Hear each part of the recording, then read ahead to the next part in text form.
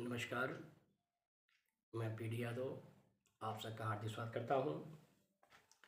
देखिए, आज हम यूट्यूब पर देख रहे हैं, तमाम जगहों पर आहिर की बहुत आलोचनाएं हो रही हैं। और जो बुद्धिजीवी वर्ग है वो अपने को बहुत सच समझता है और आहिर को सबसे नीच छोटी जाति को समझ रहा है। जबकि मैं आपको सप्रमाण बताना चाहता हूँ, जो नाना प्रकार की व्याख्या लोग करते हैं वो सारी व्याख्याएं गलत हैं। इसका रियल क्या अर्थ है, आप इसको महाभारत, पुराणों, चाहे तमाम साहित्यकारों को जो साहित्य है उससे आप ले सकते हैं, वेद से भी ले सकते हैं। ऐसा नहीं है कि साधारण बात है अहिर शब्द। अब ये बताइए, जब अहिर शब्द भगवान श्री कृष्ण के लिए प्रयोग किया गया है तो अहिर का मतलब मूर्ख कैसे हो सकता है? आप कूद रहे हैं बहुत ज़्यादा। श्रीमद् भागवत गीता जो भारत का राष्ट्रीय पुस्तक है वो यादव की वाणी है, अहिर की वाणी है। आपका राष्ट्रीय पुस्तक, बहुत बड़े बड़े लोग, राजनेता को जाते हैं विदेश में तो उपहार गीता को देते हैं।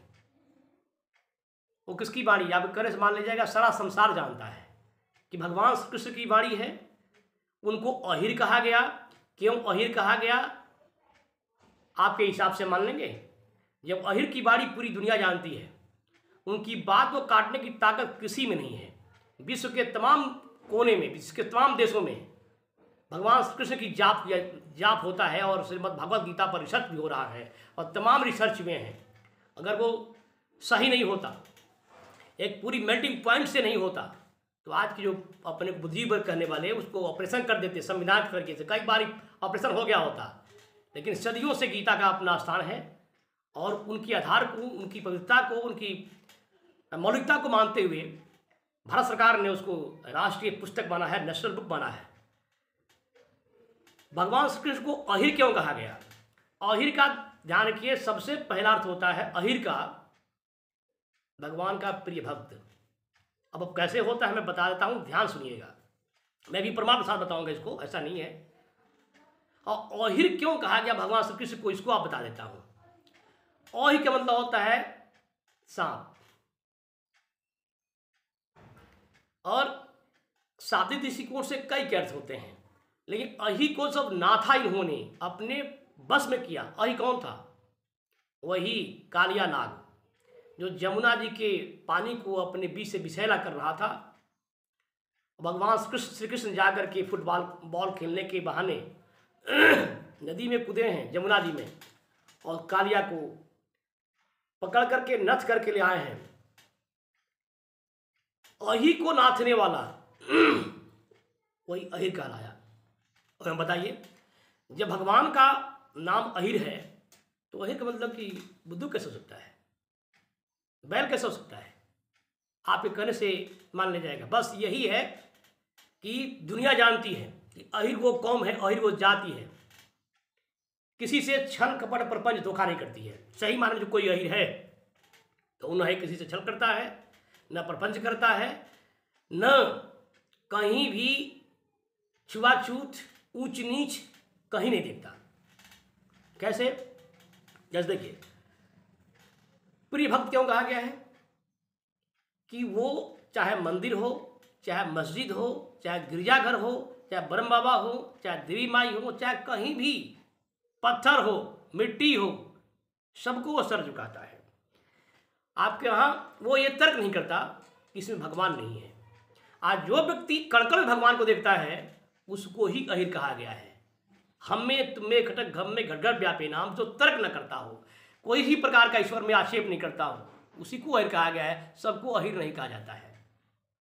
ये पहली बात समझ लीजिए। लोग कहते हैं कि कुछ लोग व्याख्या करते हैं कि अ मतलब कि नहीं, हिर मतलब बुद्धि।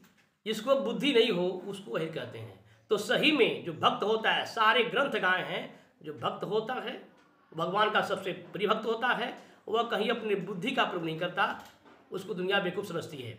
चाहे माता सबरी हो, चाहे जो भी लोग हैं भक्त, देख लीजिए मीरा जी हो, तो तमाम ऐसे लोग हैं कि भक्त कभी भी तर्क वितर्क नहीं करता। रियलिज्म और आइडियलिज्म दो विचारधारा हैं। तो आइडियलिज्म जो है मान लेता है कि प्रभु हर जगह है, तो जब प्रभु हर जगह है, तर्क नहीं करता है, तो वही अहिर है। और इस नाते वो सबसे भगवान का प्रिय भक्त है, उसको अहिर कहा गया है। वो प्रपंच नहीं जानता, तर्क नहीं जानता, वो जानता है कि हर जगह है। दूसरी बात आपको बता दें कि जब भगवान श्री कृष्ण ने कालिया को दमन किया तो अहिर कहा गया।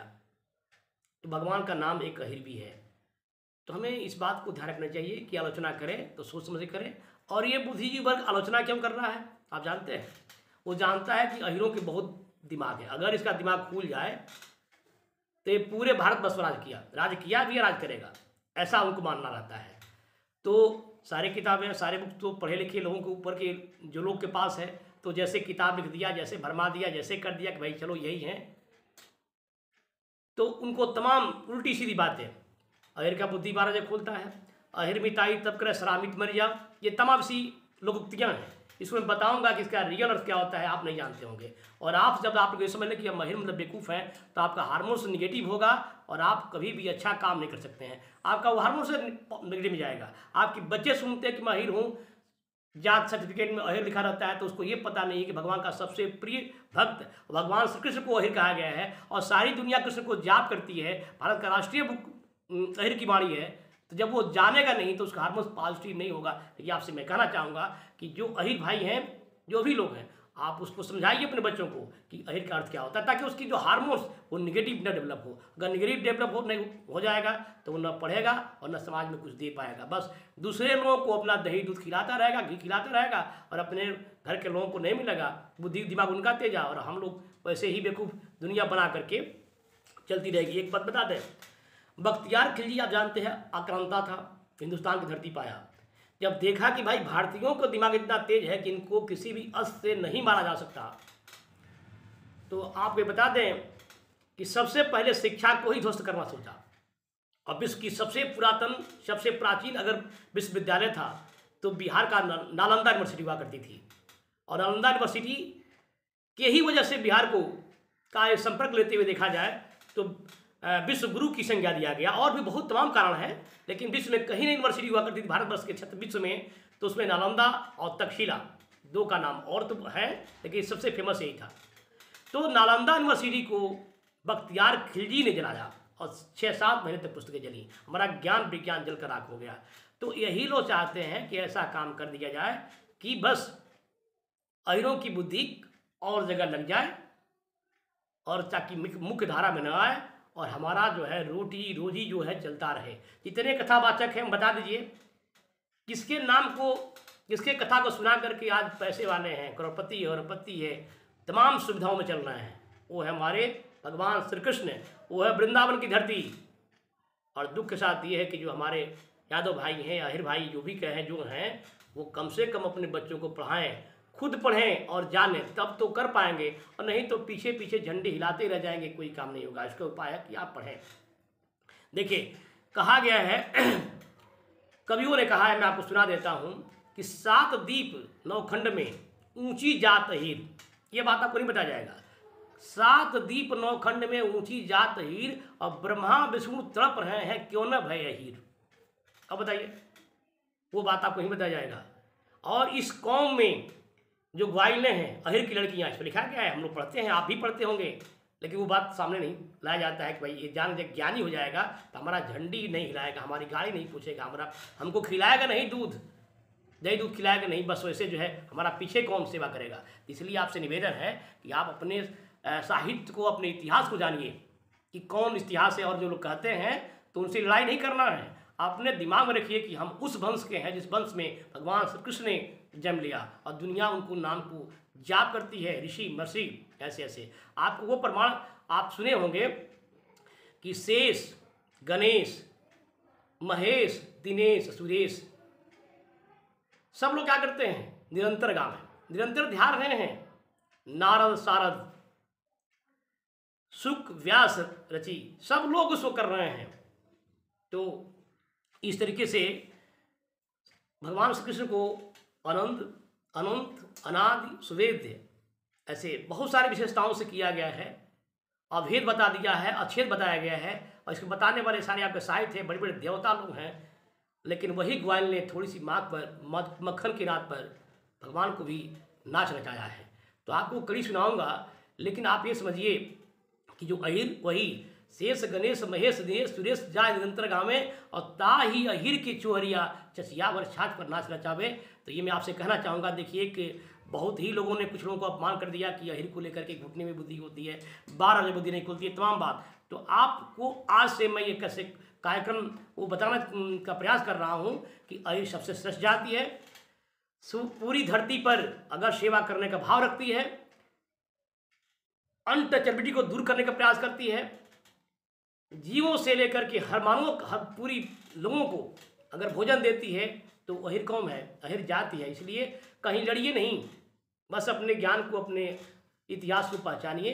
अहंकार नहीं करना है, क्योंकि अहंकार की वजह से ही भगवान श्री कृष्ण की नाराजगी हो गई और जो अहिर लोग थे उनका विनाश भी करवाया गया, उन्होंने खुद ने करवाया। इसकी सिर्फ पंडित संत की बात नहीं है कि लोग कहते हैं कि पंडित जी ने करवा दिया, वैसे कर दिया, वो तो बना दिया। गंधारी को गंधारी ने श्राप दिया क्योंकि अहंकार हो गया था। तो जब यदि हमको अहंकार होता, कहते कि अहिर आपस में लड़ते रहते हैं, ये गांधारी के श्राप है। क्योंकि उस श्राप को काटने के लिए ही है कि अहंकार न करे। और श्री गोविंद हरे मुरारी हे नाथ नारायण वासुदेवा, ये जाप है।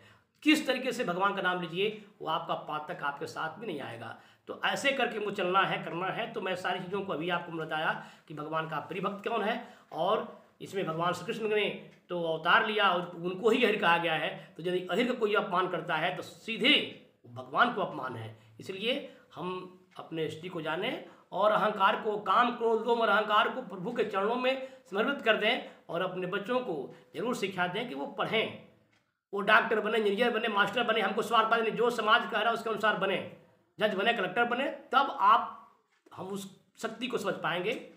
और मेरा एक विजन है, जैसे लोग तमाम आलोचना कर रहे हैं, तो कुछ करना नहीं है, बस उस आलोचना की जो सच्चाई है मैं पुराणों से आपको, महाभारत से, चाहे श्रीमद् भगवद गीता, जहाँ से एक लाने का प्रयास करूँगा। हाँ, इतना निवेदन जरूर है कि मैं हिम्मत कर रहा हूँ, साहस कर रहा हूँ।